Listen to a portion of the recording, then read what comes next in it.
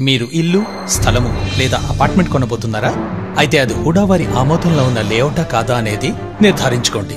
లేకపోతే మంచినీరు, విద్యుత్ మరియు డ్రైనేజ్ వంటి సౌకర్యాలు ఎటువంటి నష్టపరిహారం లేకుండా నిలిపివేయబడతాయి. అంతేకాకుండా మీ ఇల్లు కూడా కూల్చివేయబడుతుంది. అతి తక్కువ సమయంలో సులువైన పద్ధతిలో హుడా వారి అనుమతిని పొందవచ్చును.